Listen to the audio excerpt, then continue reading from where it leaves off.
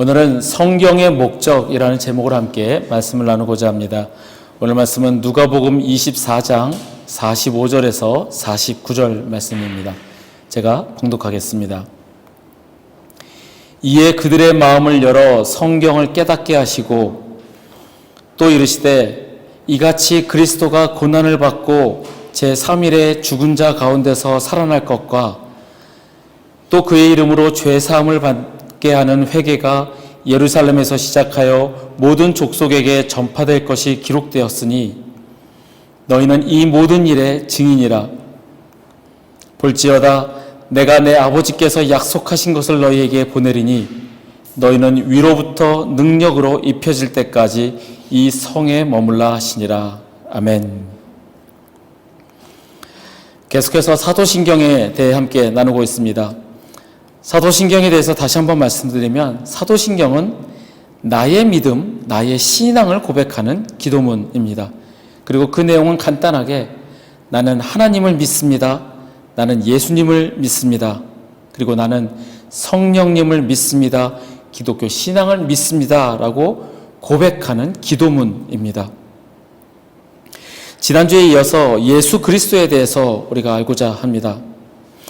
사도신경에서 예수 그리스도에 관한 믿음 고백은 성부 하나님과 성령 하나님의 사이에 길게 중심에 위치하고 있습니다. 그 내용이 긴 거죠. 예수 그리스도를 떼어놓고는 삼위일체나 구원, 우리의 몸이 다시 사는 것 등 기독 교리를 알 수가 없습니다. 그래서 예수 그리스도에 대한 고백은 이 사도신경의 중심을 이룹니다. 하나님께서 그 모든 것을 계획하시고 그 계획을 실행하신 분이 바로 예수 그리스도이십니다. 예수님은 이 땅에 사람의 몸을 입어 오셨고 그리고 우리의 죄를 대신하여 죽으셨고 3일 만에 부활하셨습니다. 그리고 지금은 하늘에 오르시어 하늘의 하나님 우편에 앉아 계십니다. 그리고 다시 심판하러 오실 것입니다. 이것이 예수님의 사역입니다. 예수님께서 이 땅에 사람의 몸을 입고 오셨고 죽으셨고 부활하셨고 승천하셨다가 다시 오실 것, 그것이 하나님의 만들어 놓으신 계획이고 그 계획을 실행하시는 분이 바로 예수님이시라는 사실입니다. 예수님의 역할, 성육신에 관하여 우리가 지난 시간에 함께 나누었습니다. 오늘은 이 예수님의 사역에 관해서입니다. 먼저 예수님의 사역 중 예수님께서는 나의 죄를 대신하여 십자가에서 죽으셨습니다. 예수님을 믿지 않는 이들은 나는 특별히 지은 죄가 없다라고 여깁니다. 내가 죄를 지었으면 감옥에 갔지 왜 지금 나 멀쩡하게 잘 살아야 내가 무슨 죄를 짓느냐라고 생각을 합니다. 그렇기 때문에 예수라는 그 2000년 전의 사람이 나의 죄를 대신해서 죽었다는 사실도 나와는 상관없는 일로 여깁니다. 하지만 우리가 정말 주님이 계실까? 예수 그리스도, 예수라는 사람이 과연 그 2000년 전에 정말 실존했던 인물이었을까? 그리고 그분이 나의 죄를 대신하여 죽으셨을까? 이것을 묵상한다면, 기도하며 하나님의 말씀 가운데서 찾아보고자 한다면 살아계신 예수님께서는 그 사실을 깨닫게 하십니다. 종교라는 것이 정말 무서운 것이다라고 말하는 사람들이 있습니다. 실제로 보면 종교가 사람을 저렇게 망가뜨릴 수 있나라는 생각을 하게 됩니다. 특히 이제 우리가 이단에 빠진 사람들, 한국에는 이단이 정말 많습니다. 한국 사람들이 종교심이 많아서 그런지 한국에는 내가 스스로 재림주요, 내가 예수요라고 하는 사람들이 수백 명 있습니다. 수백 명, 아마 수천 명 있을 겁니다. 그런 이단에 빠지거나 잘못된 교리를 따른 사람들을 보면 정말 그걸로 인해 그 사람들의 삶이 무너지고 그 잘못된 생각이 그 사람의 생각과 사상을 지배한다는 것이 얼마나 무서운지 그래서 사람들은 종교가 무섭다라고 이야기합니다. 그런데 그 종교를 떠나서 진정 진리가 무엇인지 알기 위해서 정말 예수 그리스도가 실존하였었고 지금도 살아계시고 나를 대신하여 죽으셨는지 그것을 알기 위해 말씀을 읽고 그 묵상하며 기도하는 가운데 있으면 그 사실을 내가 지식적으로 깨닫는 것이 아니라 하나님께서 보내신 성령님을 통하여 그 사실을 깨닫게 하신다라는 겁니다. 오늘 본문 말씀은 부활하신 예수님께서 제자들에게 마지막으로 하시는 말씀입니다. 그들의 마음을 열어 성경을 깨닫게 하셨다라고 기록되어 있습니다. 하나님의 말씀을 깨닫도록 이해력을 넓혀주시고 성경을 어떻게 읽어야 하는지 설명해 주셨다라고 메시지 성경은 번역을 합니다. 즉, 그전까지 제자들은 구약 성경을 이해하지 못했습니다. 지금의 유대인들을 보면 얼마 전에 하마스가 이스라엘을 공격을 했습니다. 그런데 놀라운 일은 이스라엘이 이제 전쟁에 돌입한다라고 하니 세계 각국에 있는 유대인들이 전쟁을 하겠다고 이스라엘로 돌아가는 겁니다. 어떤 사람은 미국의 콜롬비아 대학에서 박사과정을 밟고 있는 여자인데 나는 전쟁을 하겠다면서 돌아갑니다. 과연 그럴 수 있을까요? 그들은 어떤 교육을 받기에 나라가 위험에 처해 있다라고 하니 자기의 일을 다 팽개치고 전쟁을 하러 가겠다고 할까? 그들이 구약 성경을 지금까지 배워오면서 그들에게 흘러오는 것은 메시아를 기다리는 겁니다. 아직까지도 그들은 메시아를 기다리고 있죠. 그런데 예수님께서는 제자들에게 말씀하시길 그들의 눈을 열어 성경을 깨닫게 하시고 성경을 어떻게 읽어야 하는지를 예수님께서는 설명해 주셨다라는 겁니다. 우리가 하나님의 말씀을 단지 역사책 혹은 신화, 교훈집 아니면 내가 이것에서 뭔가 좋은 것을 뽑아내서 나의 일에 있어서 도움을 얻게 해주는 그런 자기 개발서가 아닌 하나님의 말씀으로 나를 진리의 길로 인도하시는 그 말씀임을 믿고 그 말씀을 읽어 나갈 때 성령님께서 우리의 눈을 열어 하나님의 말씀 속에서 진리를 발견하게 하신다는 겁니다. 십자가에서의 죽음이 과연 진실일까? 진정 그분이 나의 죄를 대신하여 죽으셨을까? 우리가 말씀을 읽으며 기도할 때 주님께서는 우리를 만나 주신다는 사실입니다. 한번 당신 나를 설득해 보시오. 당신이 얼마나 똑똑한가, 지식적으로 얼마나 똑똑한가, 나를 한번 설득해 보시오. 그 자세가 아니라 겸손한 자세로 말씀을 묵상해 보시기 바랍니다. 주님께서는 우리를 만나 주시고 그 말씀을 깨닫게 하신다는 사실입니다. 예수님의 사역 중 가장 중요한 사역은 이 땅에 죽으러 오신 것입니다. 그리고 그 죽음을 이기시고 부활하신 사건. 부활이 없으면 기독교는 근본부터 무너져 내립니다. 부활이 없으면 단지 예수라는 한 사람일 뿐이고 어찌 보면 그냥 하나님의 말씀을 대언했던 선지자로만 남아있을 겁니다.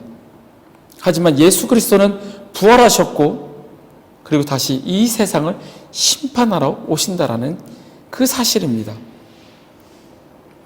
다시 한번 믿지 않는 사람의 시각으로 봤을 때 과연 예수라는 사람이 부활했을까? 그걸 생각해 봅니다. 사도신경에서는 예수님의 부활이 역사적 사실임을 실증하기 위해 사흘 만에 부활하셨다라고 그 날짜까지 제시합니다. 그리고 부활의 증거는 넘쳐납니다. 성경에 기록되어 있기를 무덤은 비어 있었고 그 예수님의 시신을 제시할 수 있는 사람은 없었습니다. 그리고 제자들은 한 달 넘게 부활하여 살아계신 예수를 계속해서 만났습니다. 환상이겠지. 그런데 혼자가 아니라 여럿이 수백 명 앞에서도 나타나셨습니다. 그것은 환상이 아니라는 거죠. 제자들은 부활하신 예수를 만났고 죽을 때까지 그분을 증거하였습니다. 예수님의 가족도 예수님을 처음에는 믿지 않았습니다. 예수님의 동생들은 단지 우리 형일 뿐이었습니다. 어렸을 때 같이 자라났던 형. 그러니 예수님께서 사역하실 때 그냥 우리 형이지 무슨 하나님의 아들, 전혀 믿지 않았던 거죠. 하지만 예수님께서 부활하시고 난 이후에, 부활하신 예수님을 만나본 이후에 그 동생들은 자신의 형이 아닌 하나님의 아들 예수 그리스도, 하나님의 아들 독생자이심을 알게 되었습니다. 그래서 그들도 죽을 때까지 그 복음을 증거했던 겁니다. 바울도 그렇습니다. 바울도 예수님 살아계셨던 생전에는 만나지 못했습니다. 그런데 다메섹 도상에서 부활하신 예수님을 만나고 그의 삶이 완전히 뒤바뀌어 복음 전하는 자로 살았습니다. 혹 또 어떤 사람은 이렇게 얘기했습니다. 그건 옛날 얘기죠. 그거 진짜인지 어떻게 믿습니까? 라고 말할 수도 있습니다. 하지만 지금도 부활하신 주님을 만나는 이들의 간증은 수도 없이 많습니다. 그래서 제가 늘 강조하는 것은 주님을 믿으려면, 진정 주님을 믿으려면 주님을 만나야 한다는 겁니다. 단지 집안이 예수를 믿었기 때문에 어렸을 때부터 교회를 다니던 습관 때문에 그냥 교회를 나오는 것이 아니라 주님을 만나지 않고는 그 사실이 진정한 나의 믿음이 될 수가 없고, 주님을 만나지 않고는 진정한 그리스도인이라 부를 수가 없는 거라는 겁니다. 기독교가 2000년이 넘는 시간이 지나도록 존재하며 주님을 믿는 사람들이 지금도 있다는 것은 주님을 만난 그 사람들이 수없이 많다는 것이고, 그것이 바로 주님의 부활을 증명해 줍니다. 지금도 주님을 만나고 실제로 함께 걸으며 대화를 함께 나누는 그런 교제하는 사람들이 있기 때문에 주님은 살아계심을 우리는 증거할 수 있는 겁니다. 정말 우리가 기독교를 믿고 싶다면, 진정 부활하신 예수가 사실이고 그런 주님을 믿기를 원한다면 먼저는 주님을 만나야 합니다. 찾는 자가 찾을 수 있고 주님을 만나고자 하는 이에게 주님께서는 만나 주십니다. 그리고 예수님의 부활이 의미하는 것은 하나님의 아들이심을 나타내신 것입니다. 로마서 1장 4절의 말씀입니다. 성결의 영어로는 죽은 자들 가운데서 부활하사 능력으로 하나님의 아들로 선포되셨으니 곧 우리 주 예수 그리스도시니라. 부활하신 예수를 만난 바울이,